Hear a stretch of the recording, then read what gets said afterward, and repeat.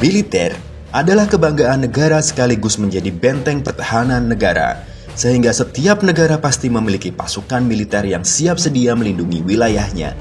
Namun seperti yang kita tahu, kekuatan tiap militer di setiap negara itu berbeda-beda, baik dari segi kemampuan pasukan maupun senjata yang dimiliki.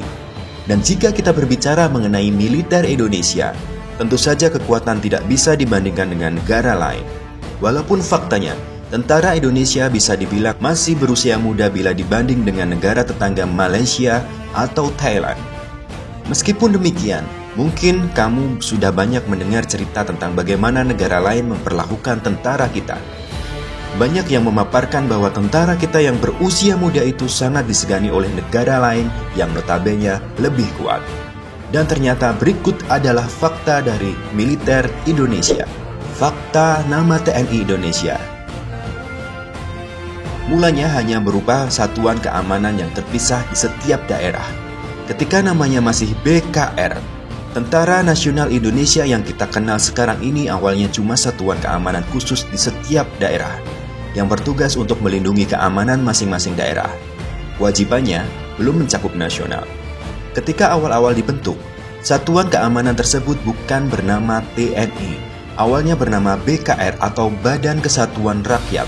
Lalu sempat berubah lagi namanya menjadi TKR, Tentara Keamanan Rakyat, TRI, Tentara Republik Indonesia, hingga akhirnya menjadi TNI, Tentara Nasional Indonesia.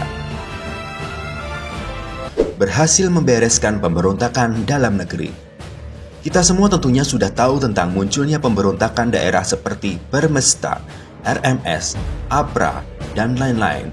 Golongan-golongan itu tentunya bukan kelompok yang mudah dihancurkan.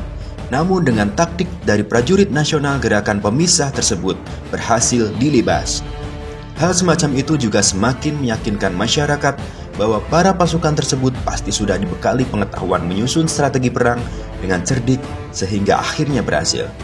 Menurut asing, jika TNI sendiri tidak tanggung-tanggung menghabisi pemberontak yang notabene adalah saudara setanah air. Kopassus mendunia. Kita harus bangga dengan militer di Indonesia karena salah satu pasukan khusus Indonesia yaitu Kopassus terkenal di seluruh dunia akan kemampuannya. Kopassus atau Komando Pasukan Khusus adalah bagian dari Komando Utama atau Kotama tempur yang dimiliki oleh TNI Angkatan Darat. Kopassus memiliki kemampuan khusus seperti bergerak cepat, menembak, mengintai, dan anti-teror. Hebatnya, Kopassus masuk dalam jajaran 5 pasukan khusus di dunia. Dengan kemampuan itulah, mereka dikenal dengan kemampuan yang luar biasa sampai di seluruh dunia.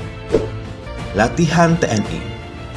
Kita harus tahu proses pembentukan prajurit yang tangguh dibentuk dari proses latihan yang berat sampai sekarang kita memiliki prajurit-prajurit yang andalan.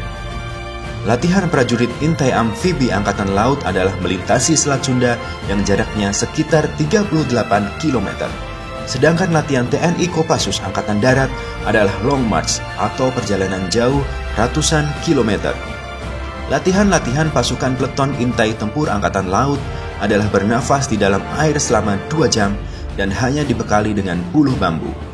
Contoh-contoh di atas adalah ekstrimnya latihan pada pasukan khusus prajurit khusus Indonesia.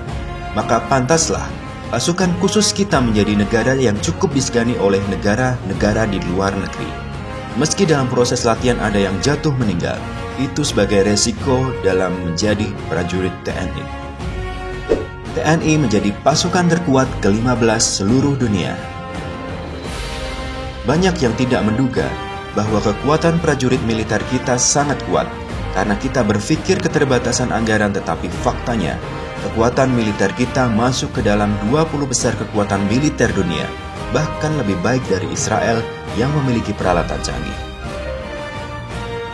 Itulah fakta-fakta tentang militer di Indonesia. Jangan lupa like, subscribe, dan share ke teman-teman kalian. Bye-bye.